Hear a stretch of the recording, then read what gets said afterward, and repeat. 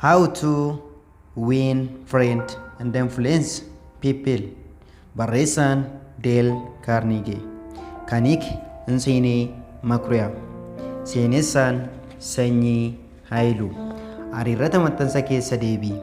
Kitaabni kun akkaataa hiriyaa itti amansiisanii fi yaada namoota jijjiiran afaan Ingiliffaatiin How to win friend and influence people jedhu kun yeroo jalqabaatiif bara 1937 keessa koppii 5,000 qofatu maxxanfame. Dale Carnegies ta'ee maxxansitoonni Siimoonii fi Shawaanistar koppii kana caala hin gurgurama jedhanii hin yaadne turan. Garuu kitaabni kun kan isaan yaadanii walitti fudhatama argate baay'ees barbaadamaa ta'e. Jaarraawwan lama footoo adda hin citiin gurguramaa ture hanga har'aattis gurguramaa jira. Kitaabni kun sadarkaa addunyaatti kitaabota baay'inaan gurguramanii fi barbaadaman keessaa tokko ta'uu kan danda'e fedhii fi miira namootaa waliin kan wal simu ta'uu waan argameef. Jecha bu'a qabeessa tokko afaan Ingiliziin barreessuurra doolaara miliyoonaan lakkaa'amu horachuu caala ulfaata jedhee ture Dale Carnegie's. Kitaabni kun jechoota bebbeekamoo yaadota sirnaan qindaa'an irraa cuunfamee akka tolutti kan barreeffamedha. Afaanota garaagaraatti hiikamedha. Dhaloonni dhufaa darbaan kitaaba kana akka haaraatti itti fayyadamu gaafii guddaa ka'uu malu. Kitaabni fedhii namoota hedduu booji'ee akkanatti jaalatame kana irra deebanii gulaaluun maaliif barbaachise? Maaliif milkaa'ina duubatti deebisna isa jedhudha. Gaafii kana deebisuuf Dale Carnegie mataan isaayyuu bara jireenya isaa guutuu hojiiwwan isaa irra deebi'ee gulaalaa ture. Kaayyoo guddaa Dale Carnegie jalqaba kitaaba kanaa barreessee barnoota isaa dandeettii haasaa fi namootaan walii galuu gabbifachuuf jedhu akka kitaaba barnoota itti fayyadamuuf ture. Hanga har'aatti akkanatti fayyadamaa jira. Hanga gaafa du'a isaatti bara 1955tti gosa barnoota barsiisuuf akkaataa fedhii hawaasa duuka wal simuun gulaalee fooyyessee dhiyeessaa ture. Dale Carnegie caala kan jijjiirama jireenyaa hubatee duuka tarkaanfatee hin jiru. Yeroo mara tooftaa barnootaa isaa irra deddeebi'ee gulaalee fooyyessa. Yeroo baay'ee kitaaba isaa akkaataa sirriitti hubatamee danda'uu fi bu'a qabeessa ta'ee fooyyessuuf dhiyeessitu. Otoo lubbuudhaan jiraatee har'a ga'eera ta'ee kitaaba isaa kanayyuu keessa deebi'ee gulaalee ni fooyyessa ture. Namoonni bebbeekamoon maxxansa jalqaba kitaabichaa keessatti eeraman amma booda dubbistoota biratti hin beekaman. Kanaaf kaayyoon kitaabni kun gulaalamee dhiyaateef qabiyyeen barbaachisoo otoo keessaa hin hir'atiin akkaataa fedhii dubbistoota ammayyaa wal simuun fooyyessuudhaaf ture. Qabiyyeewwan kitaabichaa ijoo ta'an keessaa haqamee haaraanis itti hin dabalamne. Dale Carnegie's kitaaba kana jechoota filatamoo ta'anitti fayyadamuudhaan akkaataa kallattiin namatti dubbatanitti barreesseera. Kanaaf jechoonni isaa humna jabaa qaban ammas kitaaba kana keessaa ni dubbatu. Namoonni kumaatamaan lakkaa'aman har'as waggaa waggaan leenjii barnoota Dale Carnegie ni fudhatu. Akkasumas dubbistoonni kitaaba kanaa waggaa waggaadhaan dabalaa deemaa jiru. Nutis jireenya isaanii guyyaa guyyaarraa bu'aa guddaa akka argachaa deemaniif kitaaba gulaalamee fooyyee dhiyaate kana isin affeerreerra. Dooreetti Carnegie. Sababa kitaabni kun barreeffameef Dale Carnegie. Waggoota 35 jalqaba jaarraa 19ffaa keessa manneen maxxansaa Ameerikaa kitaabota miiliyoonaan lakkaa'aman maxxansuun raabsu turan. Kitaabonni kunniin baay'een isaanii gabaa irratti dafanii fudhatama argachuu dhabuu isaaniitiin kasaaraa maallaqaatiif sababa ta'aa turan. Hoogganaan mana maxxansa guddaa tokko muuxannoo maxxansa waggaa 75 boodas kitaaba 8 maxxanse keessaa kitaabonni 7 kasaaraa isaa irra akka isa buusan natti himee ture. Kanaaf maaliifan kitaaba barreessa ree? Ergan barreesses maaliifan dubbisa ree? Gaaffiiwwan ani deebisuu qabudha.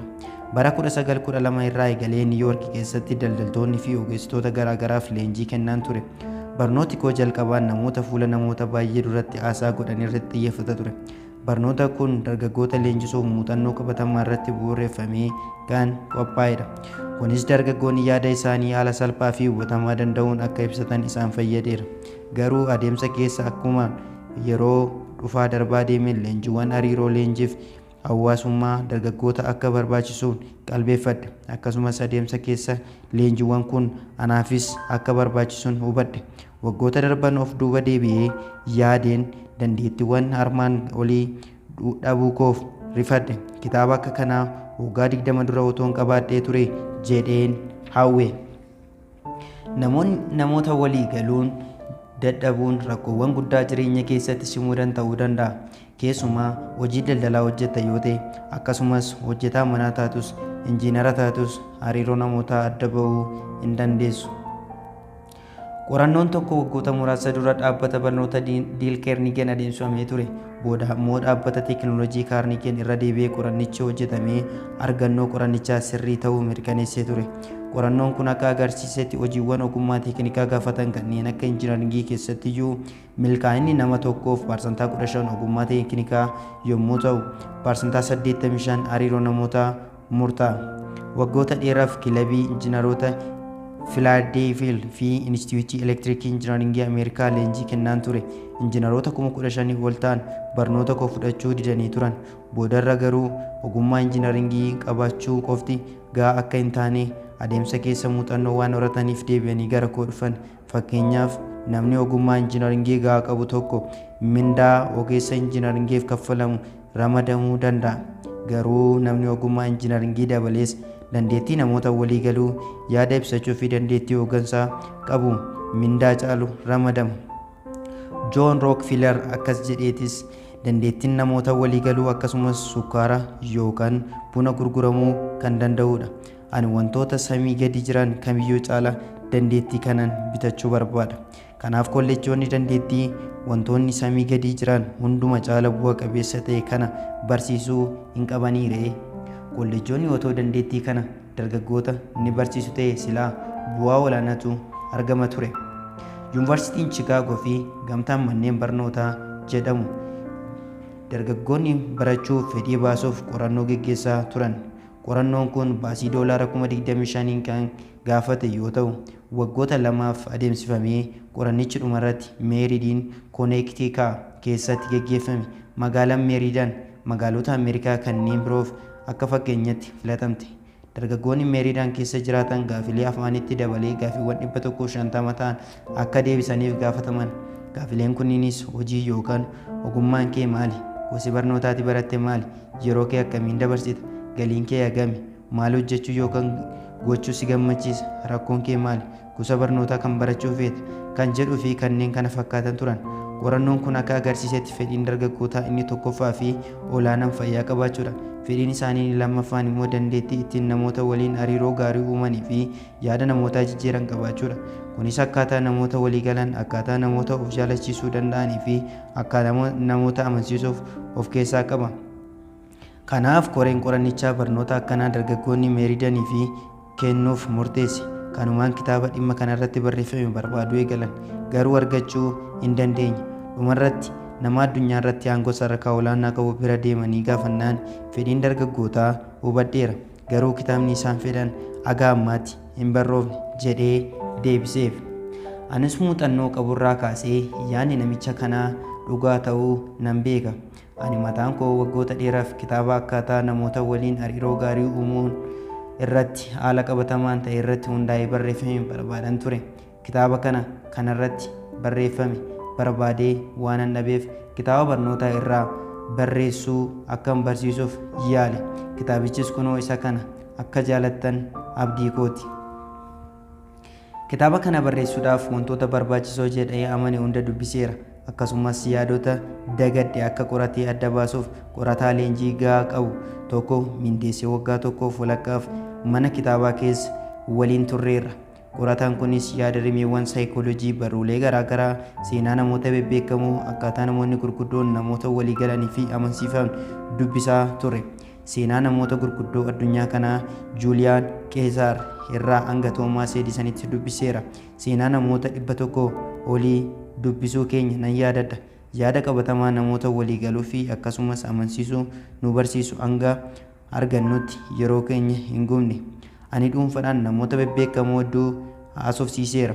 Saayintistoota bebbeekamoo kanneen akka Maarkoofiil Edison, hooggantoota siyaasaa kanneen akka Firaanklin Roosevelt fi Jeems Faarlii, dureeyyota kanneen akka Oowaan Yaang, ogeessa fiilmii beekamaa kanneen akka Kilaark Giibelii fi Meerii Piikfoordiin, abukaatoo kanneen akka Maartiin Joonsfaam haasofsiisaa tooftaa ittiin namoota waliin waliigaluu fi amansiisuu danda'an adda baasuuf yaaleen jira. Odeeffannoowwan namoota haasofsiisuu fi kitaabota hedduu dubbisee arganne kunniinis gabaabsinee mata duree akkaataa ittiin namoota walii galuu fi amansiisuu jedhu kenneef. Yaadi mata duree kanaa ibsame kun jalqaba gabaabaa ta'us booda garuu adeemsan bal'achaa deemee barnoota sa'aatii 1.5 fudhatu ta'e. Waggoota dheeraaf barnoota kana dargaggoota Inistituutii Kaarnigee barataniif Niiwuyoorkitti kennaan ture. Barnoota kana booda kutaa keessatti ergan barsiisee booda bara hojii isaanii deemanii waan baratan hojii oolchuuf deebi'anii dhufanis muuxannoo argatan dareef akka qoodan gochaa ture. Kunis leenjifamtoota baay'ee gammachiisaa ture. Hundi isaanii hariiroo namoota waliin qaban fooyyeffachuuf dheebotoo waan turaniif fedhii guutuun waan itti himame shaakalu turan. Kun isaaniif laaboraatoorii addaa hariiroo namoota walii qaban gabbifachuuf keessatti shaakalan ta'eef. Kitaabni kun akkaataa baratameen hin barreeffamne. Akkuma daa'ima adeemsa guddachaa deeme laaboraatooriin sun keessatti guddatee ba'e. Muuxannoo dargaggoota kumaatamaan keessaa cuunfamee ba'e jechuun ni danda'ama. Waggoota muraasa dura qajeelfamoota kunniin kaardii hanga poostii kaardii hin caalle irratti maxxansine, ittaansinee kaardii guddaa irratti maxxansine, boodarra barruu xiqqaa irratti maxxansine. Adeemsa baay'ina isaan dabalaa deemneen dhumarratti yaalii fi qorannoon keenya kitaaba kana ta'e. Qajeelfamni kitaaba kanaa keessa jiran yaada qofarratti kan hundaa'an miti. Qabatamaan dhaluma namaa irratti qorannoolee adeemsifamanii sirrii kanneen hojjetanidha. Ani qajeelfama kun jireenya namoota baay'ee wayita jijjiiru qabatamaan argeera. Namtichi hojjettoota 314 qabu tokko barnoota kana barachuuf gara keenya dhufee ture. Namni kun waggoota dheeraaf hojjettoota isaa ceephaa fi amlee buusaa ture. Gaarummaa fi nama jajjabeessuun arraba isaarraa hin dhufu ture. Erga qajeelfamoota kitaaba kanaa keessa jiran baratee booda garuu falaasamni jireenya isaanii jijjiirame. Dhaabbata isaa keessatti yeroo ammaa amanamummaan haaraan waliif yaaduu fi amalli gareen hojjechuu dagaagee jira. Diinonni isaa 314 gara hiriyoota isaa 314tti jijjiiramaniiru. Barnoota keenya otoo hin baratin dura hojjettoonni hundi nagaa hin gaafatan. Yeroo na argan achi ilaalu. Amma garuu hundi isaanii hiriyoota kiyya. Hundumti maqaa kiyyaan na waamu jedhe.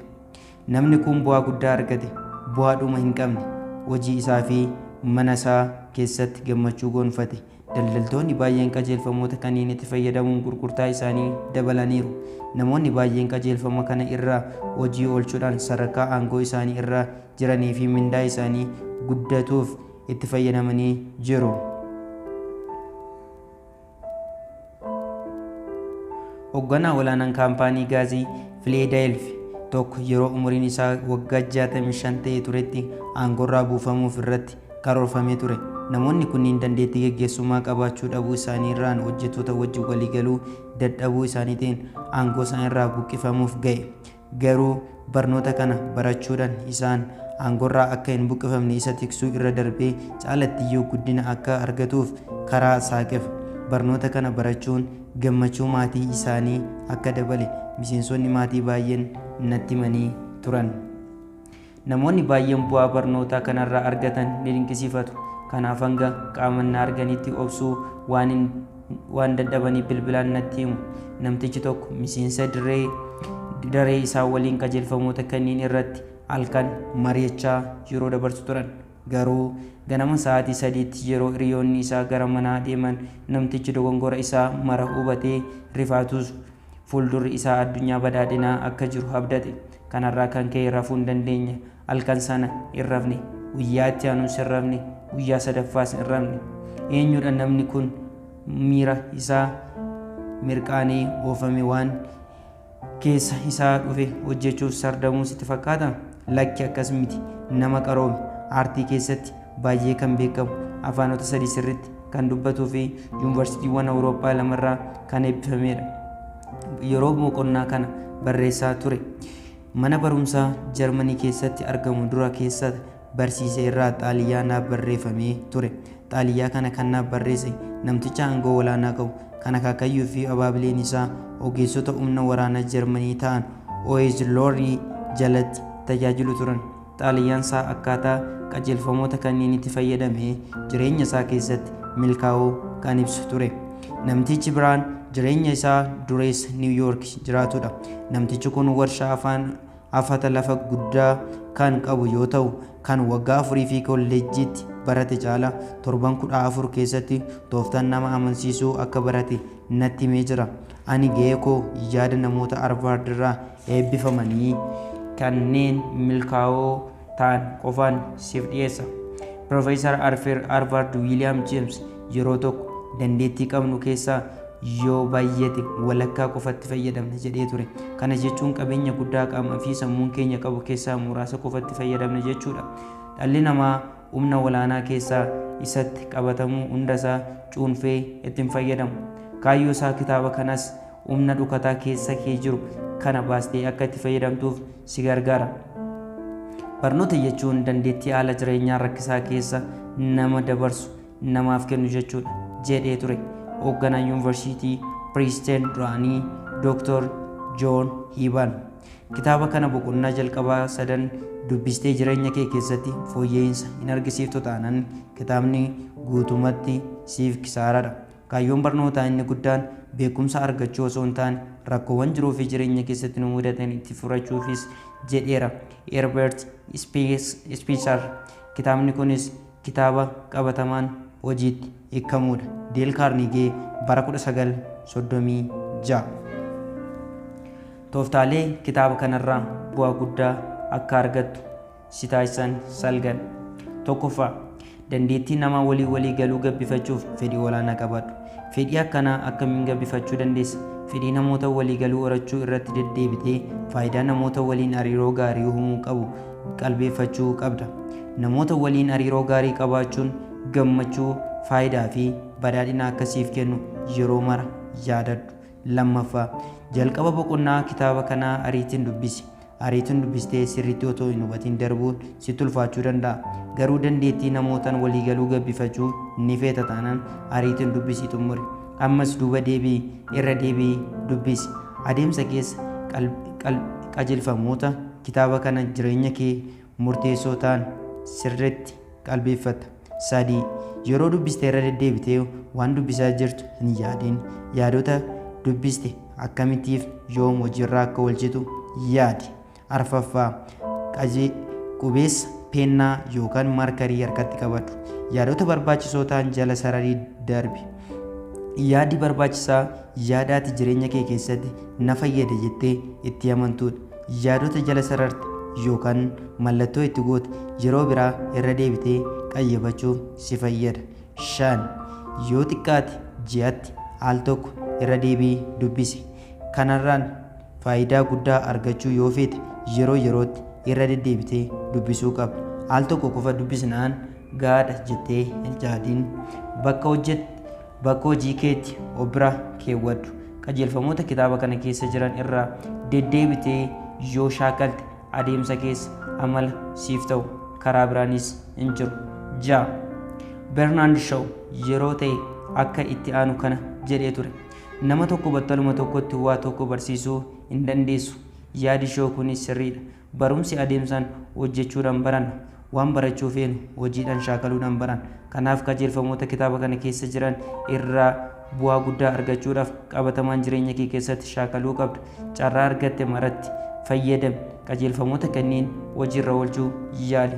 Beekumsi yoo itti hojiitti qofa sammuu kee keessa tura. Qajeelfamoota kanneen yeroo mara hojiirra oolchuun itti fayyadamuun ulfaachuu danda'a.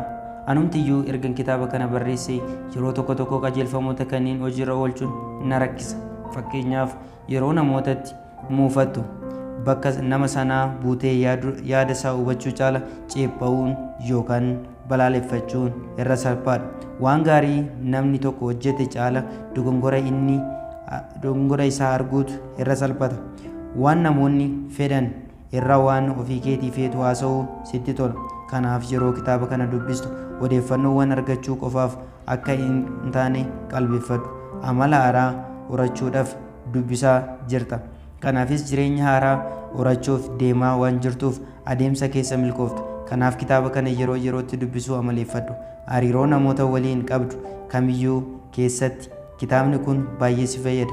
Wayita daa'imni kee si rakkisu, hoogganaan kee amsiisu, maamilli kee aaree tokko tasgabbeessuu fi akkasumas hariiroowwan kanneen biroo mara keessatti qajeelfamoota kitaaba kanaa yoo fayyadamte ni milkoofta. Torbaffaa, qajeelfamoota kitaaba kana keessa jiran yoo cabsite irraa yookaan nama waliin hojjetuuf kennaa maallaqaa akka kennituuf waadaa seeniif. 8. Hoogganaan baankii Wall Street akkamiin jireenya dhuunfaa akka fooyyesse daree ani barsiisuu fi muuxannoo isaa qoodee ture. Namtichi kun barnoota idilee baay'een baran, garuu dureessa Ameerikaa keessaa isa tokkodha. Milkaa'ina kanas gonfachuu kan danda'eef sirna ofiisaatti mana isaatti qopheeffate fayyadamuudhaan yaada isaa akka itti aanu kanatti nuuf qoodee ture. Waggoota dheeraaf barruu yaadannoo oolmaa koo guyyaa guyyaa irraa barreessu qaban ture.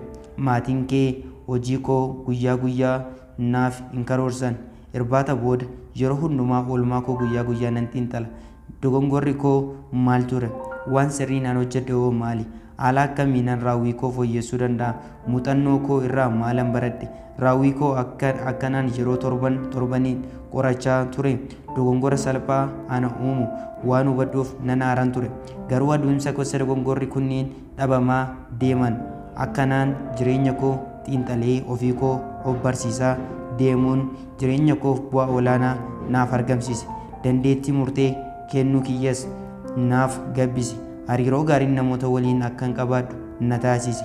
Ani akkuma koo godhaa jedhee isin gorsu. Garuu maaliif qajeelfamoota kitaaba kana keessa jiranitti hin fayyadamtan? Qajeelfamoonni kunniin wantoota gurguddoo lamaaf isin fayyadu.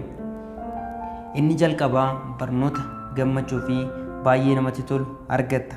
Inni lammaffaan dandeettii namootaan walii galuu fi namoota amansiisuu ni argatta. Salgaffaa, qajeelfamoota kitaaba kana keessatti qalbeeffatte yoomiif akkamitti hojiirra akka oolchitu haala jireenya kee irratti hundaa'ii yaadannoo qabadhu. Boqonnaa itti aanuuf subscribe, like, share godhaa.